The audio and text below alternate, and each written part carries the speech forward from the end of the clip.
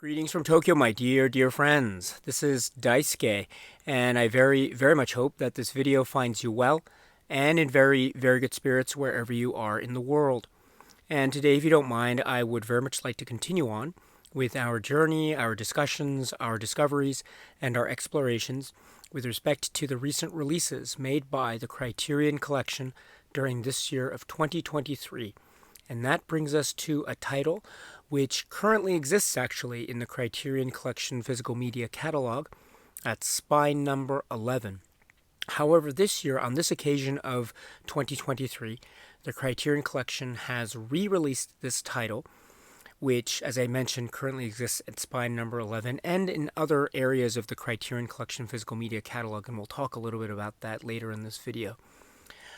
This time, however, Criterion is re-releasing this using the 4K UHD plus Blu-ray format option.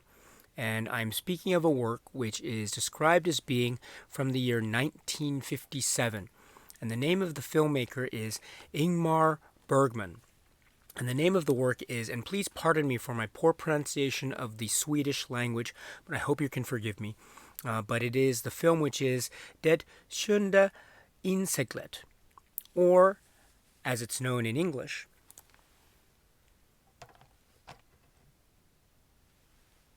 The Seventh Seal.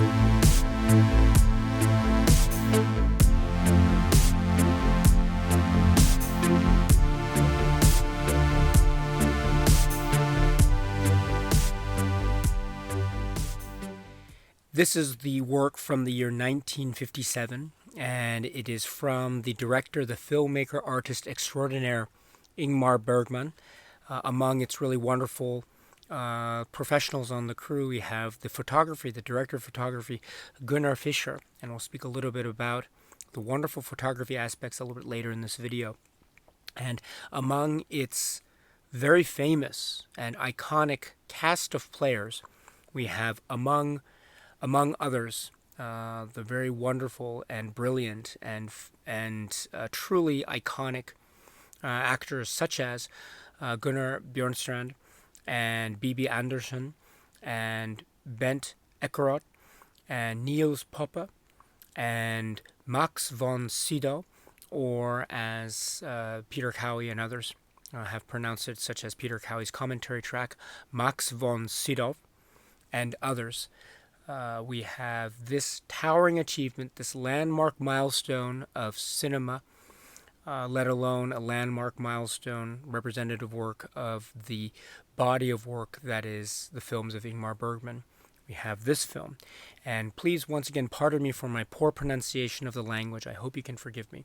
I'm doing my very best. It is Det sjunde inseglet, or, as it's known in English, The Seventh Seal. So, this film, The Seventh Seal, celebrated the world over, respected, interpreted, analyzed, studied, and thoroughly experienced and viewed by many a film audience generation, or two or three or more, and indeed for excellent reason.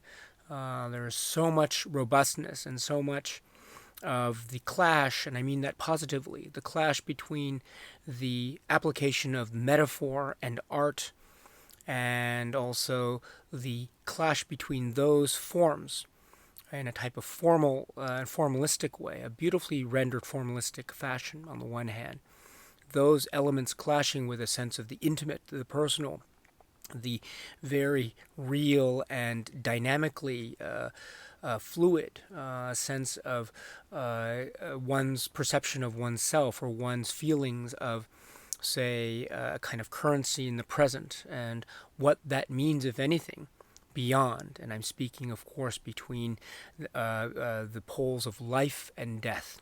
Life being that which we are experiencing now, death being a type of specter or a type of threat or a type of void of unknown, and that creates perhaps a sense of fear or panic or angst, and or it might create a sense of questioning as to the beyond, and or it might ponder or make us ponder or make one consider the possibility of the impending sense of death And despite the impending sense, or perhaps because of the impending sense of the nature of death, what does that mean for us acting in the present?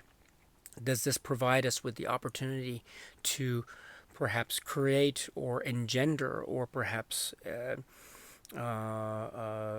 support or buttress or validate or champion a sense of meaning in a world which otherwise might be rendered meaningless or chaotic or dark or perhaps plagued with doom and gloom? And yes, that doom and gloom and darkness might be due to external factors, factors beyond our control, or they might be due to internal factors meaning those feelings and impulses and desires that we might feel in the face of such externalities or in the face of such feelings of impending doom and death. What are we to do? All this, I think, and then some, are all these elements and then some are encompassed in one way or another in this brilliant work, Det sjunde inseglet, the seventh seal. If we were to focus in a little bit more on the plot details, we understand that we have our main characters, the Gunnar Bjornstrand character and Max von Sydow character, and they're coming back from the Crusades, and that's what we understand in this early time, and also played with the plague, the Black Death. And so they have seen death and destruction, both in terms of the battlefield and also in terms of the plague or illness, which is plaguing them to the very moment, even now when we meet them. And so it is a type of adventure through this desolate landscape and a type of journey home for our main characters, or specifically for our character, Max von Sydow's character, Antonius Block, the Knight. But of course, that's not the end of things, because along the way, during their adventures, or perhaps at the very early outset of the film, we also understand that death plagues this world, and indeed plagues our main character, and it specifically plagues our main character of Max von Sydow. And we know this immediately because we see, we don't just feel a sense of death in the air and the atmosphere. We actually see death, and we actually meet death. Death personified in the form of Bent Ekeroth's character. And Bent Ekeroth is providing perhaps one of the most iconic images to grace the silver screen of death.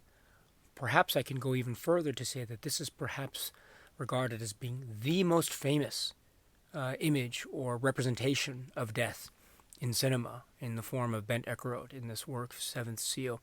And it is, of course, linked to various forms of art, religious art, which we'll talk a little bit about later in this video.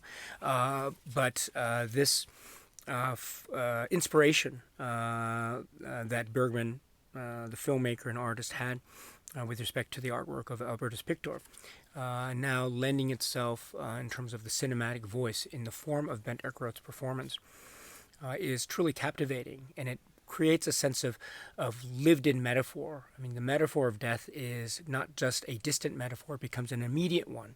And it becomes an immediate one to us, the viewers, and it becomes an immediate one to the characters that inhabit this world, specifically Antonius Block. And that reason is because not only do you see at the very outset of the film death incarnate, death personified, standing there on the shore, speaking with Antonius Block, but we also have one of the great images of the say interaction and indeed the struggle and the battle between life and death personified, or life and death, the metaphor directly realized for us in the form of cinema. That is the chess game, and Antonius Block and death engaging in this extended game of chess, while along the way we understand that Antonius Block and company are indeed making this journey through this landscape along the way, and in parallel to this battle between life and death. we see, or we are accompanying Antonius Bloch on his journey as they make their way through various parts of the environment and setting. They meet various people along the way, and through their interactions, they also get to see a sense of how the world is truly affected in quite a chaotic and perhaps devastating way. And the characters that we meet all seem to be handling or coping or not being able to cope, as the case may be, with this desolation and destruction in their own way. And along the way, too, we see the realization, of how people are trying to deal with the moment, and also trying to see, too, how people are trying, or characters are trying to handle a sense of what death and this immediacy of death is doing in terms of affecting their views, their religious views, their outlook on what lies beyond, and perhaps it's affecting or hindering their ability to find or render a sense of belief, a sense of faith. Perhaps their faith is being shaken and tested, and indeed the horrors of the immediacy of the reality might either make one's reliance on faith either quite extremely realized or over extremely realized, or perhaps might render such feelings of faith moot and indeed dormant, or perhaps even dead, never to be resurrected again. But what is the case for our characters? Will there be some kind of resurrection of such feelings of faith through a sense of impulse of trying to establish a kind of meaning in this desolate and chaotic present? Now, I put it in those terms because our main character, of Antonius Bloch, we understand too, seems to be going through a kind of crisis, but perhaps along the way, as he meets these various other fellow travelers, we perhaps become witness to the possibility of some kind of sense of salvation. And I'm speaking here of the characters of Niels Poppe and B.B. Anderson, and the sort of almost sense of innocence that they seem to be representing, and almost a beautiful realized innocence, perhaps flying in the face of the death and destruction that otherwise seems to be occupying various quarters of this world. And what will this encounter between these characters mean for Antonius Bloch? What will it mean for Niels Poppe's character and B.B. Anderson character, and their fates? Will their lives be affected by the impending sense of doom and death that is chomping at the bit, or that is pursuing them and is eager to claim its next victim? And who will those victims be? And will there be any type of prevention of such claiming by death? Or perhaps will death consume all? And will that either reinforce our hero's sense of crisis of faith and shattering of belief? Or will this form the possibility yet furthering of the battleground, the chess battleground between life and death? Will this indeed form a type of opportunity for our heroes and company to perhaps lay the groundwork for a type of meaning or salvation, or resurrection of belief, and type of justification of life in the present, despite or notwithstanding, or perhaps because of all the hindrances and all the aspects of desolation that otherwise seem to be existent throughout? What will the case be? What will the adventure lead to? And where will the roads of salvation bring us, if anywhere at all? I think these questions and more are at the heart of a journey, a film journey, when one watches this work, The Seventh Seal. It is a very difficult and tough film, I think, because on the one hand, it does deal in a very stark and stern way with the themes of death and what lies beyond, and what that means in terms of how, if death is this impending thing, so impending that it becomes death personified, it seems to be around at every corner, just waiting eagerly to claim its souls, but perhaps being warded off just by a little bit due to death's eagerness to engage with this game of chess. But what does that mean in terms of how one views the afterlife, or how one views a sense of salvation or road to salvation, even amidst the sense of pain and suffering that is very obviously existing in this world of Bergman's The Seventh Seal, which is very earth shattering and soul shattering and quite devastating, to say the very least. And so, how does one deal with these feelings of devastation, especially with the feeling of death around the corner? And how does that affect one's view of faith and salvation beyond? Does it render it even more powerful and palpable, or does it render it totally moot and meaningless? I think it's a very profound question, not only rooted in the very, I think, structures of the character arcs here, but also one of the ways in which we as viewers can enter the world of the Seventh Seal. Because after all, I think this idea of life and death, and how we feel and how we personally might regard the sense of death, in terms of maybe we feel it as a something distant and far away and nothing to concern ourselves with at the moment, or perhaps it occupies our thoughts in a way that leads us to ask similar questions, not unlike perhaps, say, the characters of the Seventh Seal.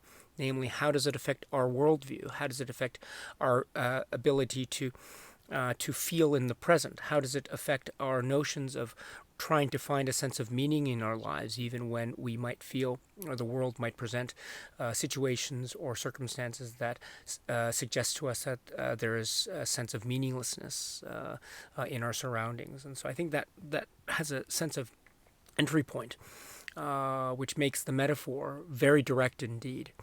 But I should also emphasize the point that this is a film that's not all doom and gloom. There is a sense of the jolly, there is a sense of the free and frolicking nature and the innocent nature, I think, provided in particular by the aspects of the Niels Poppa and Bibi Andersson characters and their interactions with Antonius Max von Sydow's character and others. And there's a real sense of joy and a jubilant quality that really gives a sense of the stakes, while also presenting, I think, genuine senses of happiness and freedom as personified and embodied in the work The Seventh Seal. There's also a lot of comedy and humor, and sometimes a lot of body humor as well, which is, I think, a really great counterpoint, which is mentioned by Peter Cowie and others, that this is a work that is filled with a lot of humorous bits, a lot of comic bits as well, and there's a lot of sense of the, say, the type of wry, witty humor, I think, provided in particular by the Gunnar Brunstern character, as a really great counterpoint to Max von Sydow's Antonius Blog, very serious and quite a almost ever considering, ever pondering character. Whereas Gunnar Brunstern's character provides a wonderful counterweight that is a very wry, witty, and almost ironic sense of humor. Very sardonic even. So that is, I think, one of the sources of humor, as well as other subplots that involve, say, love triangles and sexual appetites, and also sort of human desires and the like, and so human emotions gone awry, which I think forms wonderful dramatic points, but also forms a lot of humorous points, while at the same time reminding us of other aspects of the film and environment and mystique that create a sense of suspense and a sense of sort of a pervading sense of doomed atmosphere. But it's, again, these clashes that remind us of the possibility of things going one way or another. It might go all in the way of doom and gloom, or perhaps there might be a sense of light, and there might be a sense of salvation, or the possibility of salvation, or the establishment of meaning within the world of the present in the hands of Antonius Bloch and others. Will they succeed or not?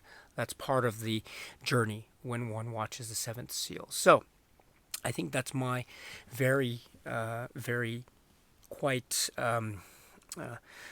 unorganized and quite disheveled way of trying to describe this film, especially trying to preserve a lot of the surprises as well for those who have not yet seen this truly masterful work, The Seventh Seal. And I do want to emphasize that it is also a very funny film. It has really great light moments, as well as the moments of the very points of pondering and consideration. And those moments are not always distinct, but they can always also be integrated and unified within the same cinematic beats and moments, which is, I think, one of the great skills and great points of genius of the cinema of Ingmar Bergman, again, as embodied in this great work, The Seventh Seal. And we have wonderful aspects of photography. Some of the shots are very, very famous and iconic in terms of the way in which nature and light are interacting with our human emotional experiences of the characters.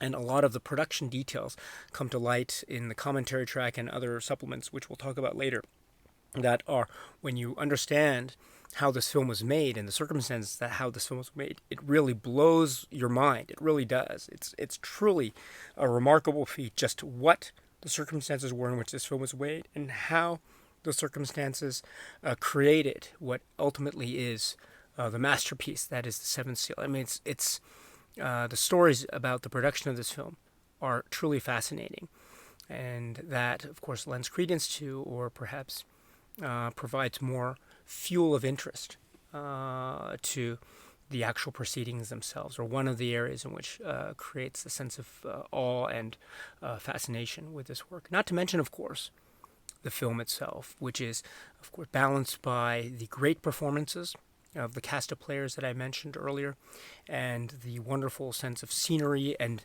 photography, Gunnar Fischer photography, and the great sense of foreboding and atmosphere, both in terms of the devastation and also in terms of the lighthearted.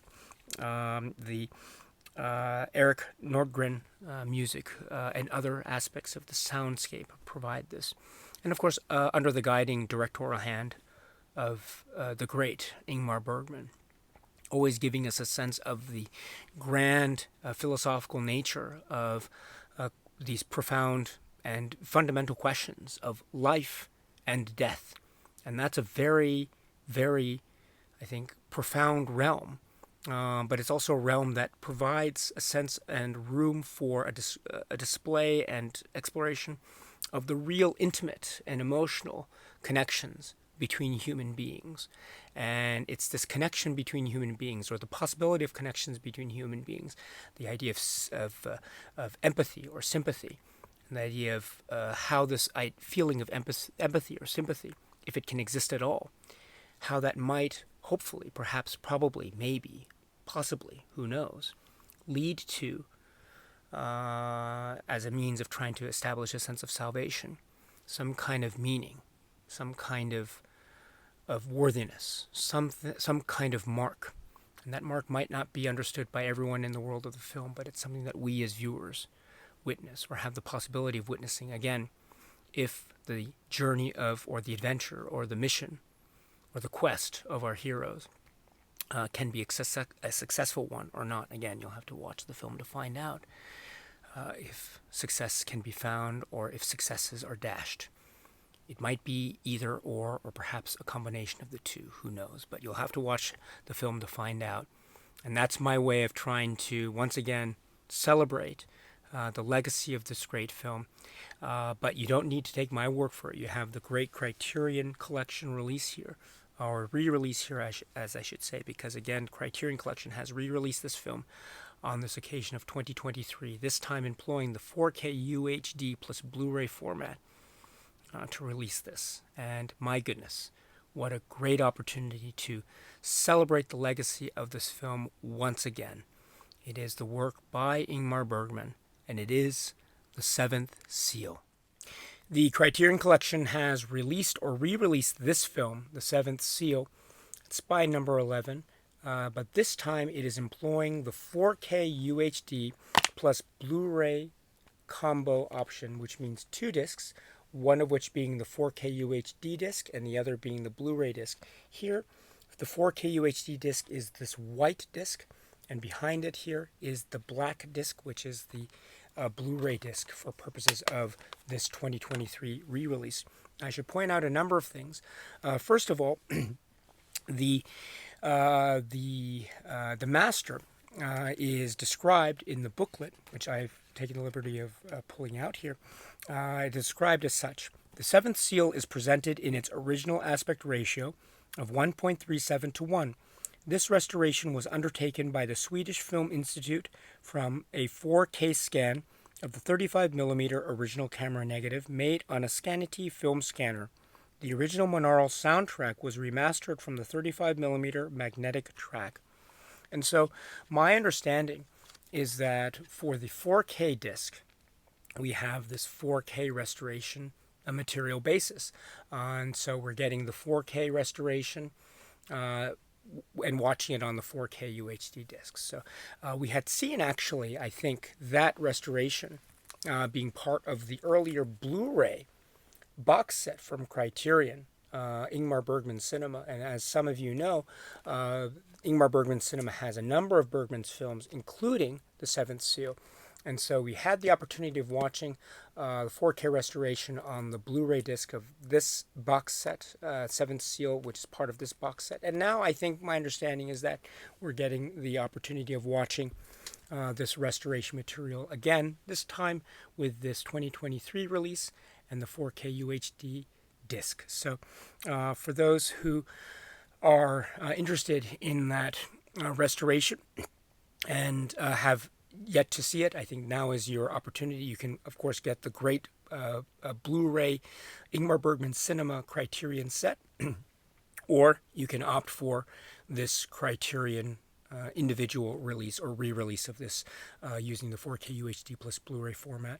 I should point out too that we have, of course, the earlier Blu-ray from 2009, which is a high def, and we have, which I think I was always very, very taken with this, and this was always my go-to, at least prior to the release of Ingmar Bergman Cinema.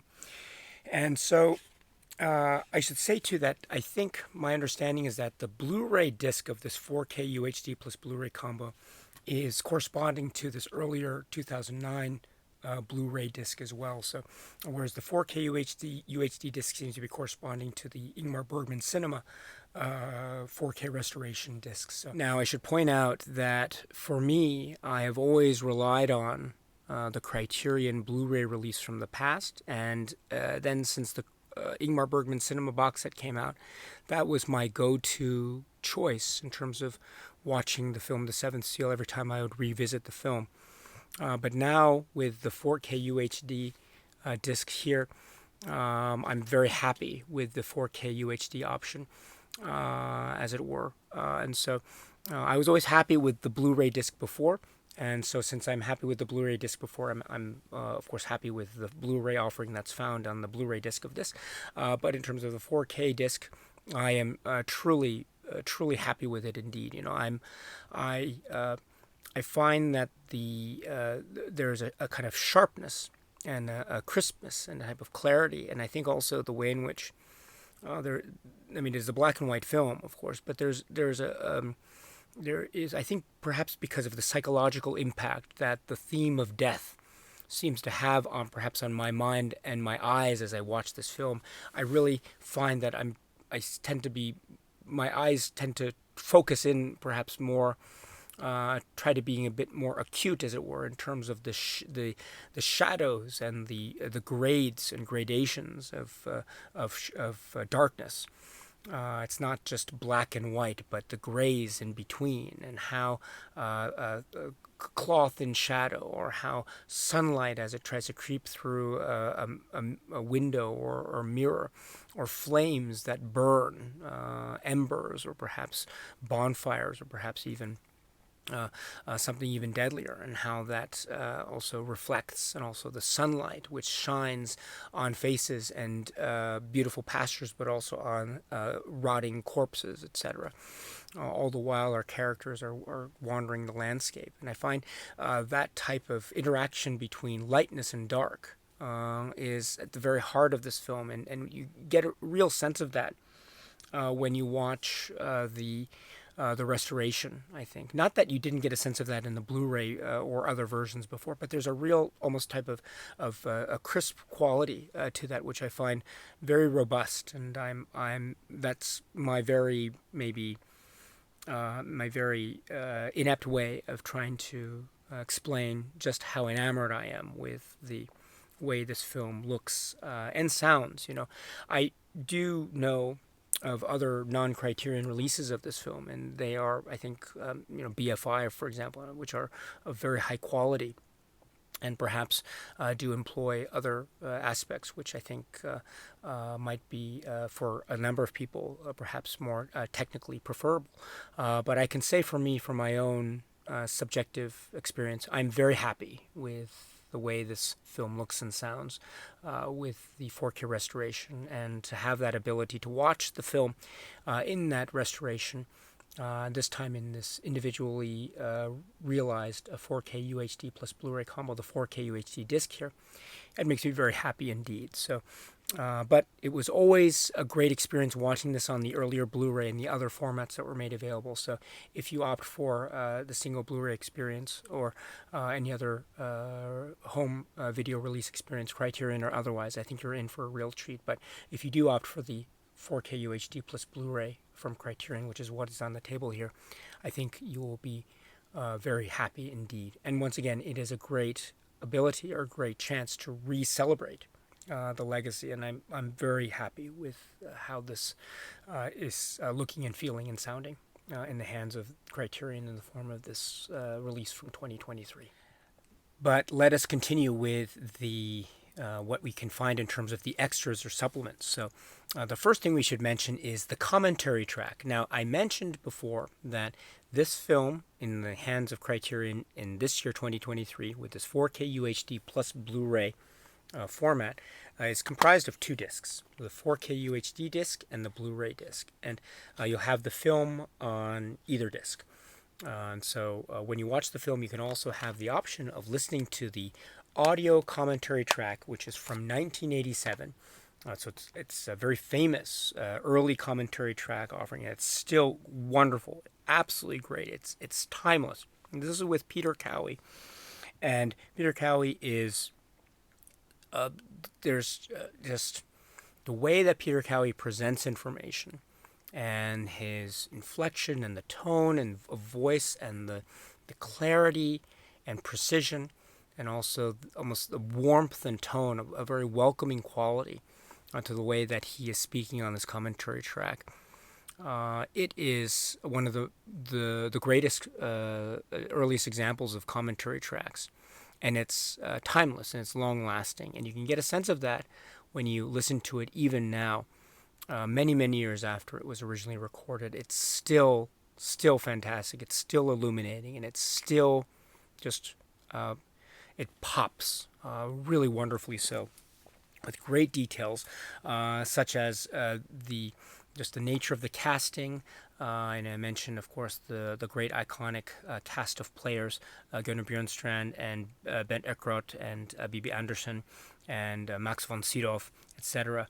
And there is a way in which also Peter Cowie mentions to Ingmar Bergman's approach to this film. There are some details about how Ingmar Bergman was somewhat surprised by the overall success, the worldwide success that this film had, even at its initial release, and of course continuing on many years later into the present day. But Bergman was reportedly, according to Cowie, very surprised by the success of this film. And also there are other aspects that he brings up to the way in which this film plays with a sense of art and literature and theater. I mean, theater is very much part of the direct plot nature when we're talking about the Niels Poppa and the Bibi Andersson characters and what they represent and who those characters are. But also there's this way in which the interplay with Shakespeare and Hamlet, the play within the play, and also the idea of surface level and what lies beneath, truth and lies. And I think that has a lot to do with the interplay of the characters, both primary and secondary, and it can have great and grand ramifications both on the micro scale and the macro scale. And so that's a type of interplay with the literature and theater.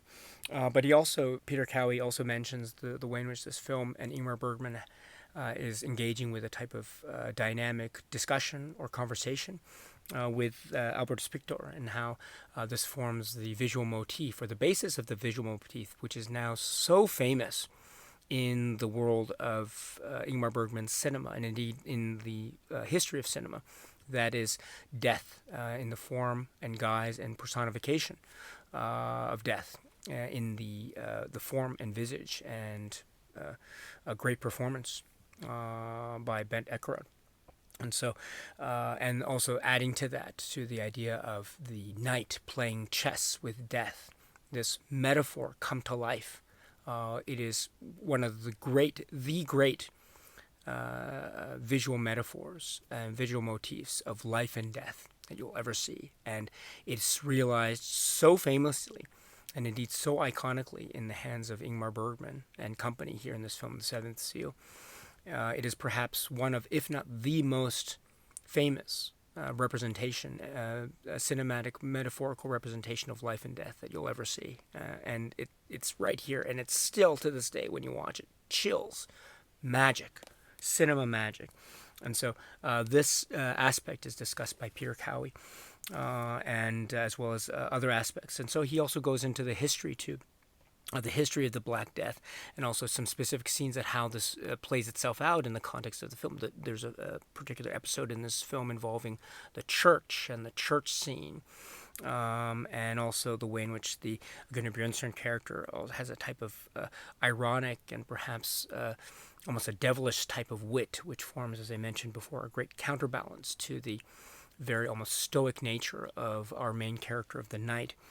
And also there's a sense, too, of institutions and organizations that are prone to corruptibility, almost a bureaucratic nature side to it, but also a type of corruptibility of the soul, which I think Peter Cowie very astutely mentions here. And that also adds to the sense of maybe forlorn, or the sense of doom and gloom, or the sense of meaninglessness that our heroes are confronting every step of the way. Or it could be an indication of maybe a nuanced, complex portrait of humanity. You know, human beings are not 100% good and 100% evil, but there's some kind of hybrid or mix, or nuanced balance in between. You know, not completely immoral, not completely amoral, but some kind of maybe netherworld occupying those particular spaces. And so I think that is part of the nuance that Peter Cowie brings to the conversation in that aspect. He also mentions, too, other great details, too. Again, for the benefit for those who haven't seen the film, I don't want to go into too much detail, but there's a very famous scene involving a squirrel. And so he talks, too, about what the circumstances were about the squirrel, and almost the lucky nature of the appearance of the furry animal, and also the fact that this film was made in the late 50s. Peter Cowie does remind us too of the currency of the atmosphere of the 50s and Cold War allegories, which I think are abound here as well. And also he talks too about certain images and certain themes which I think he identifies as also being very current in the hands of Bergman, and that run through various, threads throughout the filmography of Bergman. So the idea of strawberries and a type of wholesomeness imagery that strawberries seem to bring in the hands of Bergman, almost as a way, a type of wholesomeness aspect nature of almost reestablishing one's faith in God, and almost as a type of a very innocent approach to things, as well as being a link to nature. And also the idea of how actors are treated, the profession of actors, and they seem to be treated with a sense of disrespect in the world of the Seventh Seal. Sometimes played for laughs, but sometimes there's a kind of an undercurrent of a derision, which I think is also part of the sort of complex nature of how human beings interact with each other in this world of the Seventh Seal, which also Peter Cowie mentions. Also, Peter Cowie does mention the fact that this is a film that is occupied or preoccupied with the sense of death, and so it is a kind of heavy film, very weighty film. But also he reminds us about how funny this film is, and so there is a sense of the balance of tones, which almost on paper seem to be contradictory to each other, but in fact they blend so well.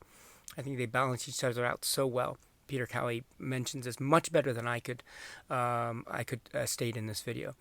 And so for that and other reasons, my dear friends, I strongly, strongly recommend watching the film with the Peter Cowie commentary track if you're able to. I think it's really great.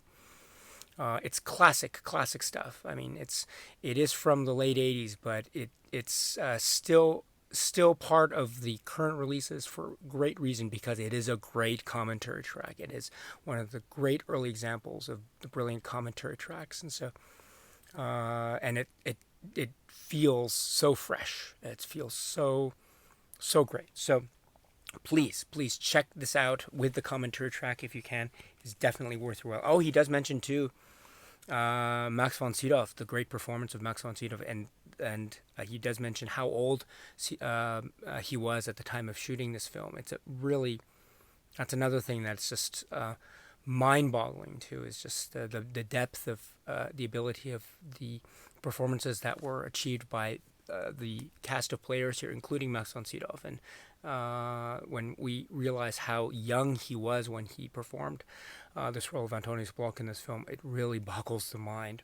So those are some of the examples of the great anecdotes and other production details and history of this film and aspects of the work of Ingmar Bergman and other aspects that you will get in this great commentary track with Peter Cowie. So please check it out if you can. It's definitely worth it. And then, so now let us turn our attention to the supplements. And so, like with other 4K UHD plus Blu-ray releases from Criterion, you'll find the supplements not on the 4K UHD disc, but rather on the Blu-ray disc. So when you put in the Blu-ray disc here, you'll have the option of turning to the supplements. And it's a set of supplements that we have seen in previous Criterion releases, but we saw them before, but we're seeing them here again now, and I think that's a great thing because they were great before and they're still great now. And so, and actually we saw one of the supplements in another earlier DVD release, which I'll talk about momentarily. But before we get to that, what is the first supplement that is featured here? It is described as an Ingmar Bergman intro, and this is described as being from 2003. It's approximately 2 minutes, and this is Ingmar Bergman talking with Mary Nearoyd, and here they're talking about the film, and just again their contemporary feelings about it, or Bergman's contemporary feelings about it, again in 2003. And here they mention certain aspects such as the work of Albertus Pictor, and the image of death playing chess, and how the concept or notion of the fear of dying, I think this is really the underlying theme that pins this film down in a way that really brings a sense of weight and also truth and honesty to the examination of Bergman's cinema, to the story and plot and concept and idea of the Seventh Seal. And so he also mentions too, Bergman does, about how he says that he made throughout his very his wide, voluminous filmography, his incredible career, he made, according to him, about 50 or 60 films. And here he says, of those films, 50 or 60 films, he could say that maybe 10 of them are really, really good. That's what he says. And one of those 10, he says, is The Seventh Seal. So, he may be being very modest here, but I think his statement is very significant because even through his modesty, what he's making the point here is that The Seventh Seal is, to him, among the very best work that he has made throughout his very illustrious and varied and career spanning many, many years. It is one of the best works, according to him, and indeed according to many others as well. So that's an interesting detail that emerges in this 2-minute intro with Ingmar Bergman. So please check it out if you can. Really interesting. You can watch it, I think, before watching the film. It doesn't go into any specifics as to the plot, so it doesn't have any spoilers per se. So I think it's theoretically possible to watch the intro before watching the film a Seventh Seal. But I think it might be also very, very beneficial, and perhaps I would recommend perhaps watching the film first, and then you can turn to watching the intro, and you might it's always maybe a recommended way of doing that, because in that way you can always keep up with what's being said in the intro, because you already have a basis of what the film is, having already seen the film. But anyway, I'll leave the choice up to you, my dear friends. But that is the first supplement that is included. But next, I've mentioned Marie Neerod in the intro, and I mention her name again here because next up is the documentary, the feature-length documentary by Marie Neerod, which is focusing in on Ingmar Bergman, and specifically the island of Fora, and the importance of the island of Fora, the home of Ingmar Bergman. And I'm speaking of the documentary, which is Bergman Island. And Bergman Island was also released by Criterion in a separate DVD right here. It was also given its own spine number back in the day, too, spine number 477. So that's for anyone who's interested in the spine number history of the Criterion Collection.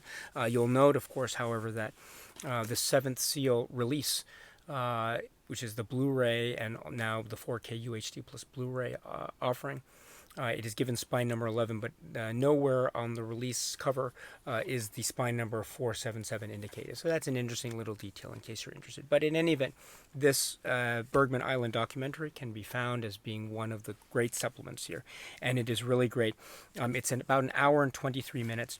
It's described on the back of the cover and also with this DVD as being from 2006, although I think the year 2004 is mentioned here. But in any event, this is documentary described as being for Swedish television, and here we have essentially Marie Neerod speaking very intimately and very personally and very closely with Ingmar Bergman at his home of Fora, going through his home, walking around, seeing the various aspects of the island and the climate and the atmosphere and the environment, cinema and life, Fora Island cinema and life. And there is this idea of seeing Bergman and him describing what he describes as a strict routine of walking and also writing, a type of schedule, a regimen that he imposes. And it also leads into a discussion of Bergman's life and biography, starting with details of his own childhood and his relationship, very important relationships and aspects of relationships between him and his mother, and him and his father and family life. And that leads into other details of his childhood, and he goes into now I think very famous stories about his the quote-unquote misadventure of the cinematograph when he was a child, and the presence and the sort of the crisis of the presence, let's put it that way, which is part of one of the anecdotes that he shares in terms of his early childhood and how it relates to his cinematic career and livelihood even now. And that goes also into a discussion of his cinema, say, journey himself, his own cinema upbringing and education, in terms of his meeting and interaction with other filmmakers and other teachers, such as Victor Sjöström, very famous figure and very important figure to Bergman and others in his generation, and the importance of a svensk film industry, and also the emerging works in the Ingmar Bergman film canon, but among which, for example, are films like the English titles being like Smiles of a Summer Night and Sawdust and Tinsel and Seventh Seal, and also works like Wild Strawberries, etc. And this also goes into a discussion of Gunnar Fischer, the director of photography, and Gunnar Fischer's important contribution to this very key critical period of Ingmar Bergman, included in which in this is the Seventh Seal, because we are reminded, of course, Gunnar Fischer was director of photography for the Seventh Seal. So, and then we go into more detail and discussion of his career, Bergman's career, talking about the film Through Glass Darkly, which is a very significant film in many respects. One of which being, of course, it's described here in the documentary as being the first Fora film for Ingmar Bergman. And of course, Fora being the name of the island then it becomes, it becomes a very, very important, maybe personal connection as well as a filmic connection, of course. And then the idea too emerges in terms of the various cast of players that he has worked with. Bergman has over the course of his career, including which are people like Liebe Ullmann and Bibi Andersson. One of the great examples of their collaboration is the work which is called Persona. And this also goes into a discussion of the personal life of Ingmar Bergman, and the various, among aspects of his personal life are the relationships that he has had with a number of people, among which are some of the actors that he has worked with, such as Bibi Andersson and others. So then there's other aspects of his career that are mentioned, but he also goes into some other, maybe what one might call, for lack of a better phrase, unpleasant aspects of his life and career. I mean, there is a very famous or infamous episode in his life involving taxes, and so it caused a great deal of strain and a great deal of stress, as he alludes to a little bit here in this documentary. So that's also something that's touched upon in terms of the private, personal aspect of his life, as well as the cinema career of Ingmar Bergman that's discussed here from his perspective in the place that he loved the most, which is the island of Fora, aka Bergman Island. So it's a really fascinating, intimate portrait of the artist. And so you have many options of being able to watch, or you've had many options of being able to watch that, such as this earlier DVD, or as a supplement to the Blu-ray, or as a supplement to this Blu-ray part of the 4K UHD plus Blu-ray release. So if you haven't seen it yet, Bergman Island, oh my goodness, it's so great. Please, please, please check it out if you can. It's really, really wonderful.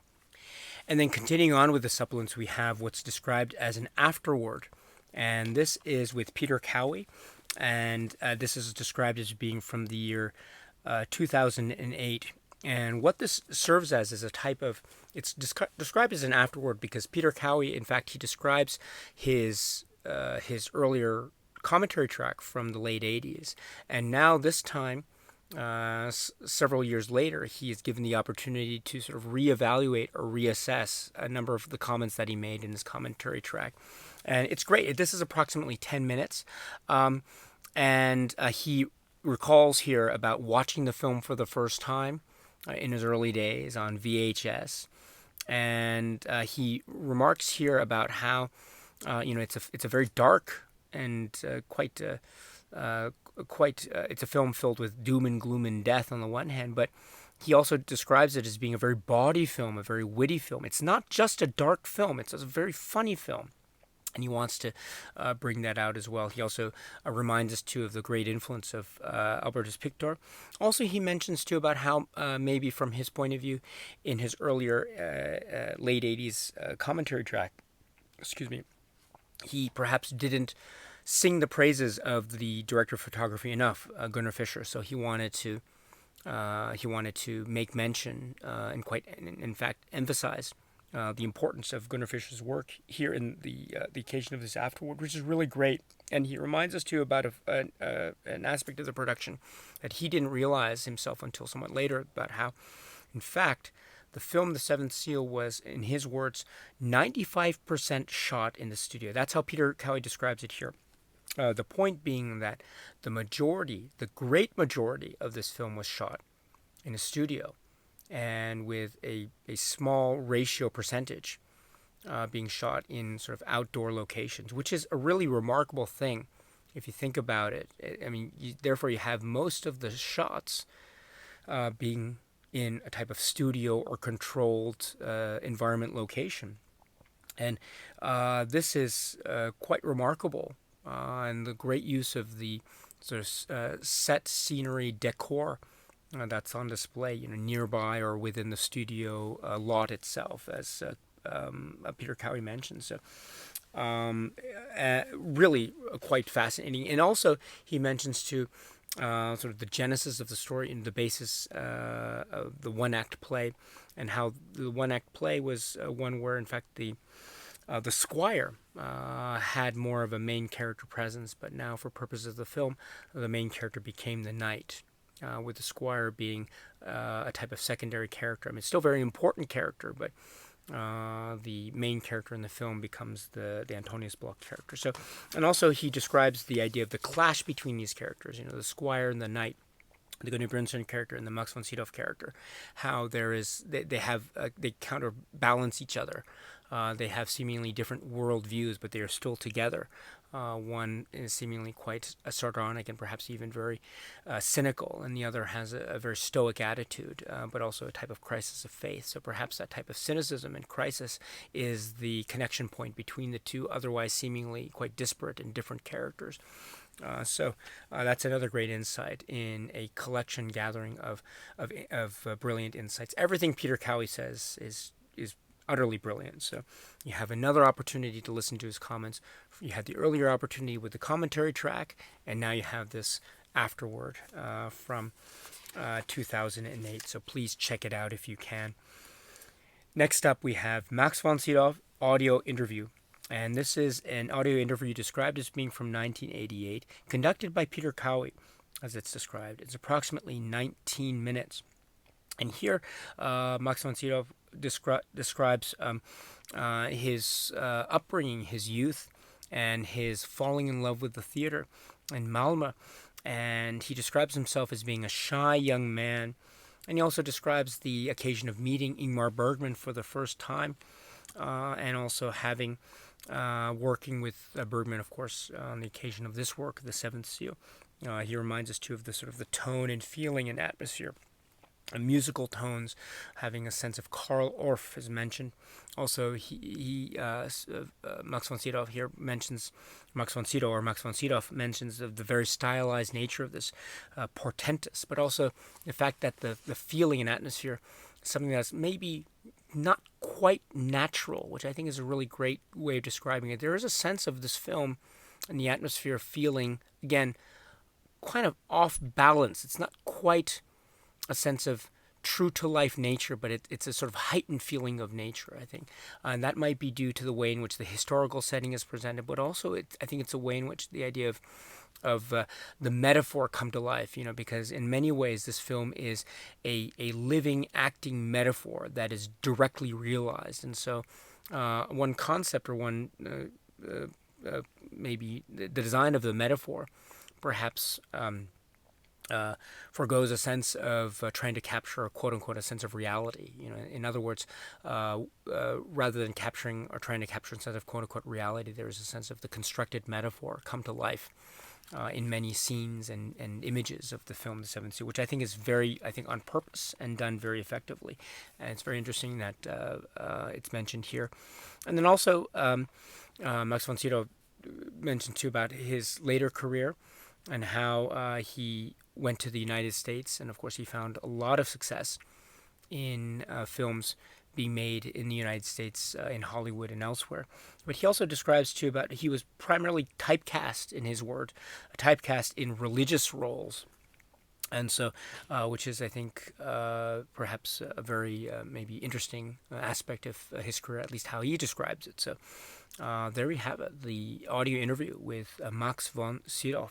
And this is approximately 19 minutes. So please check this out if you haven't already. It's really great. And then the supplements continue because we have a 1998 TCM kind of discussion. It's Woody Allen on Bergman, on Ingmar Bergman.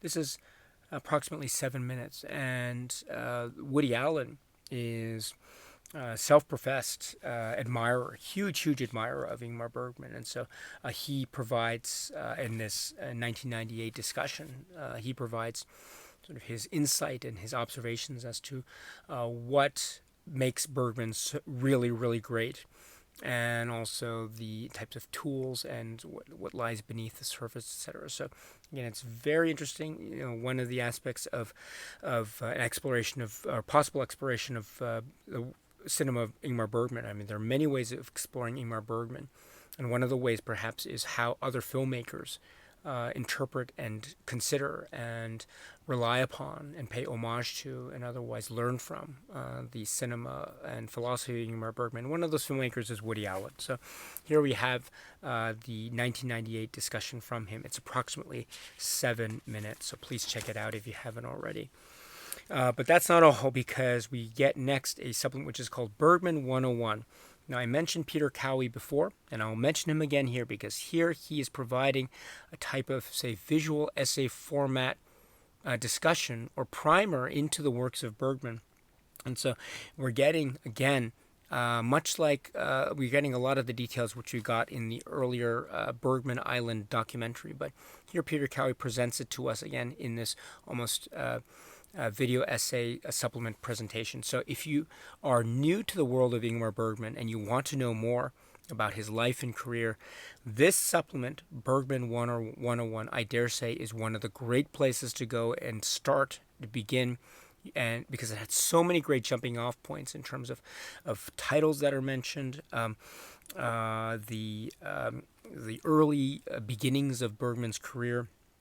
Alf Scherberg is mentioned, the film Torment is mentioned, Svensk film industry is mentioned, and also the earlier films, Crisis and Port of Call, etc., and also the very important work, the very important emphasis and placement that theater had, working in theater, how this had in terms of Bergman's own outlook on art and performance, and also his cinema as well, and also other aspects of his career going forward, and very important key actors that he worked with, such as Harriet Andersson, and very key films in his career like Summer with Monica come to mind, Sawdust and Tinsel come to mind as well, and then also other key titles are mentioned, Smiles of a Summer Night, and other actors and other filmmakers and other actors are mentioned here. So B.B. Anderson becomes a very important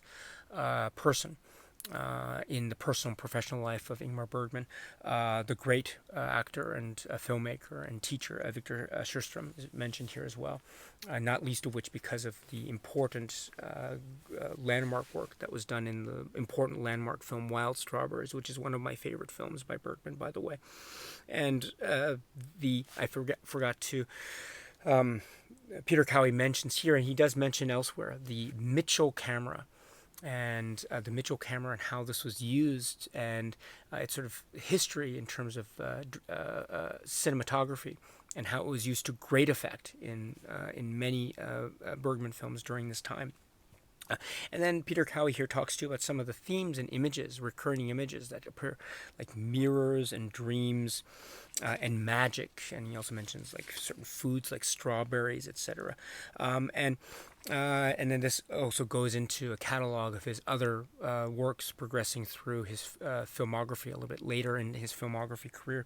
And also working with, Gunnar Fischer was mentioned in sort of quote unquote the earlier part of his career, and also other very important director of photography. Sven Nykvist is also mentioned. So here we have works a little bit later in his filmography: The Virgin Spring, Through Glass Darkly, Winter Light, The Silence, forming that another core trilogy in aspect of his career, and then leading on with other titles. So Bergman 101, again, this is a great primer. This is a great introduction. This is a great place to go, especially if you are new to the world of Ingmar Bergman. You're not quite sure where to turn to next. You're not quite sure what to make of Bergman. Who is this person that is Ingmar Bergman? Well, Peter Cowie will provide you with some of the great details, which will, I think, be a great jumping off point for anyone who is interested in a Ingmar Bergman cinema journey. So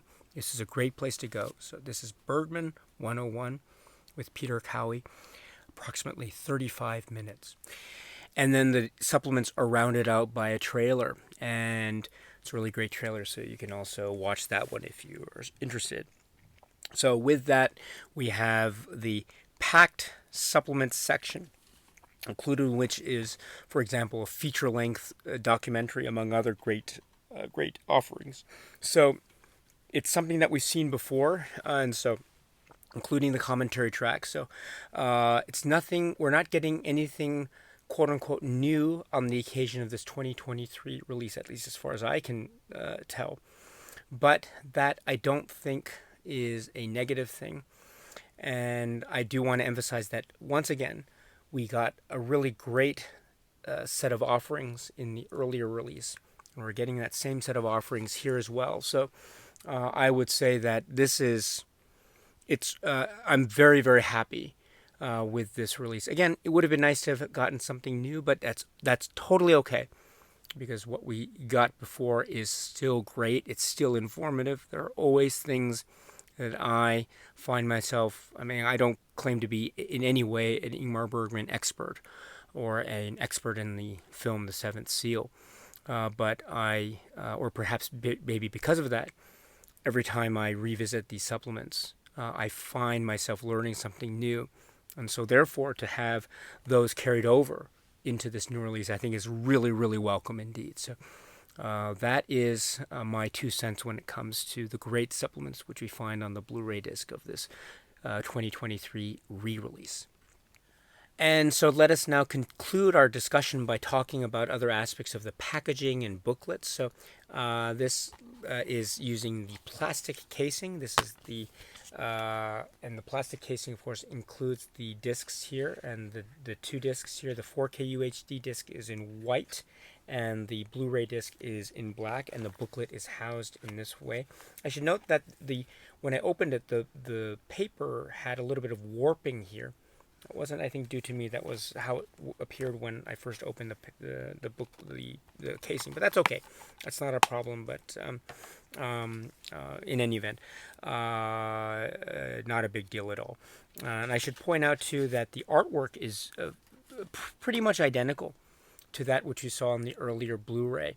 And I should point out the art director is Sarah Habibi, designer Neil Kellerhouse. And I like this wonderful stark minimalism that's here included, in which too is the wonderful Seventh Seal font that is, of course, very famous in the hands of Ingmar Bergman. But that's how it looks here in the front and the back. Incidentally, speaking about the back, I should point out interesting detail, which is the earlier Blu-ray, of course, like other Criterions, had a write-up of the film, The Seventh Seal, and you can also see the write-up of the film on the 2023 release. But I should point out that the wording is different. It's been somewhat rewritten, using different turns of phrase, etc. The general gist, I would say, is very similar, but the way it's phrased, the way it's worded is quite different in places. So just keep that in mind in case you're interested. The different rewording and rewriting of the back cover blurb, the write-up of the film. Either is fine, in my opinion. I don't think one is better than the other, but they're both equally good in their own ways. But that's keep in mind in case you're interested. And then speaking of the... I should point out too that, as I mentioned, the discs, the 4K UHD disc is white and the Blu-ray disc is black. But if we go to the earlier Blu-ray from 2009 and we open it up here, the Blu-ray disc here was white. So that's an interesting little change detail.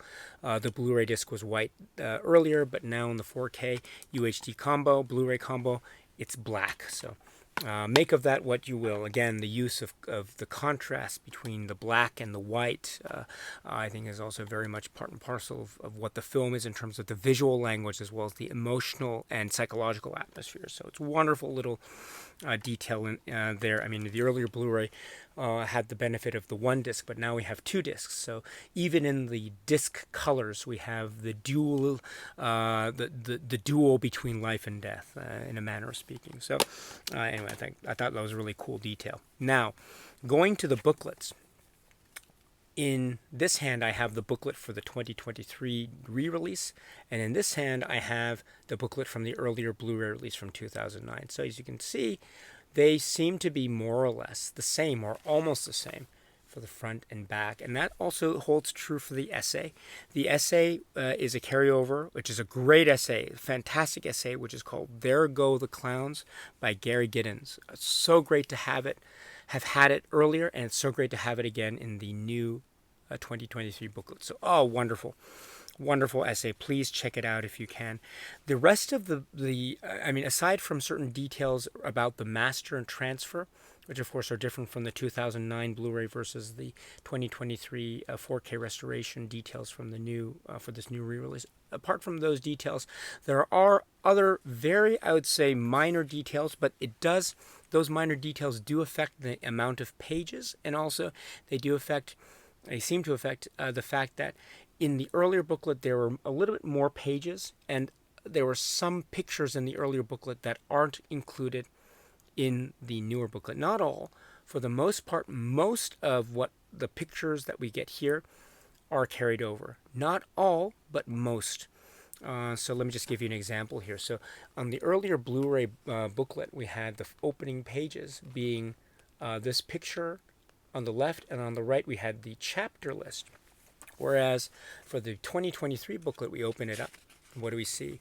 The same picture on the left, but on the right we have no chapter list, but we go straight into the casting credits. So once again, let me see. There you go. Let me try to show that. On the top here, we have the Blu-ray booklet, and on the bottom here we have the 2023 new booklet. So you can see the picture is the same, but the writing is different. There's no chapter list in the 2023 booklet. And so you turn the next page of the 2023 booklet, and it goes into this particular picture or set of pictures. Whereas the earlier Blu-ray with the chapter list on the first page, when you turn it, it goes to this picture, which is the cast and crew. So we don't have this picture layout in the new booklet, I don't think.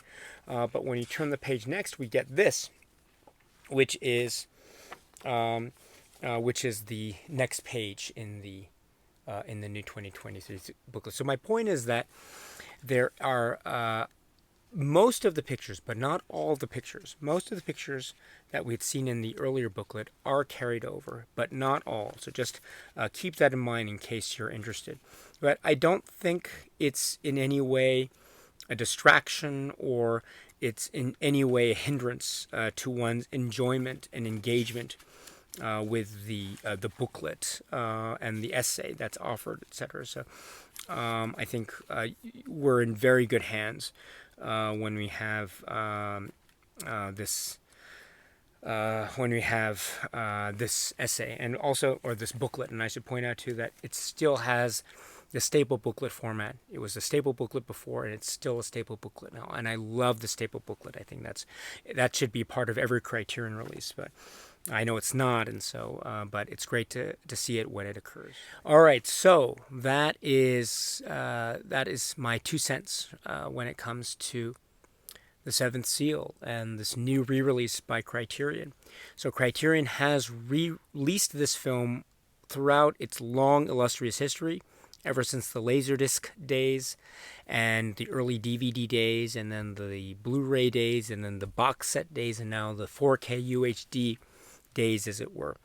And I must say that, as I tried to allude to earlier, I love the Blu-ray and I love the box set, Ingmar Bergman's cinema box set. I love it. It's fantastic.